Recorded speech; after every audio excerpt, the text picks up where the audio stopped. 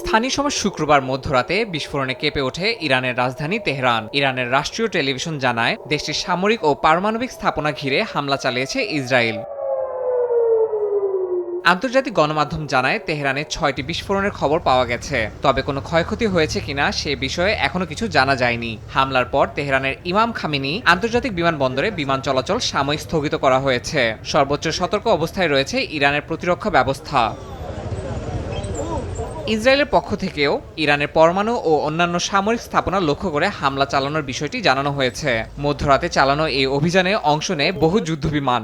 ইসরায়েলের প্রতিরক্ষা মন্ত্রী কার্টস জানান, তেল আবিবের পক্ষ থেকে তেহরানের আগাম প্রতিরোধমূলক হামলা চালানো হয়েছে। প্রয়োজনে আরও হামলা চালানো হবে বলে হুঁশিয়ারি দিয়েছেন প্রধানমন্ত্রী বিনিয়ামিন নেতানিয়াহু। এদিকে পাল্টা হামলার আশঙ্কায় ইসরায়েলের অভ্যন্তরে নিরাপত্তা ব্যবস্থা জোরদার করা হয়েছে। রাত ৩টা থেকে দেশ জুড়ে স্কুল, অফিস ও সভা সমাবেশ নিষেধাজ্ঞা আরোপের পাশাপাশি বদলে ফেলা হয়েছে প্রতিরক্ষা নীতিও। শুধুমাত্র জরুরি পরিষেবাগুলো চালু রাখা হয়েছে। তেহরানে হামলার পেছনে যুক্তরাষ্ট্রের কোনো সম্পৃক্ততা নেই বলে জানিয়েছেন মার্কিন পররাষ্ট্রমন্ত্রী মার্কো রুবিও। হামলার কয়েক ঘন্টা আগে ইরানে ইসরায়েলের সম্ভাব্য হামলার ইঙ্গিত দেন মার্কিন প্রেসিডেন্ট ডোনাল্ড ট্রাম্প। এর আগে মার্কিন গোয়েন্দা তথ্যেও এমন আশঙ্কার কথা জানানো হয়। অবশেষে সব জল্পনা কল্পনা শেষে তেহরানে হামলা চালালো নেতানিয়াহু বাহিনী।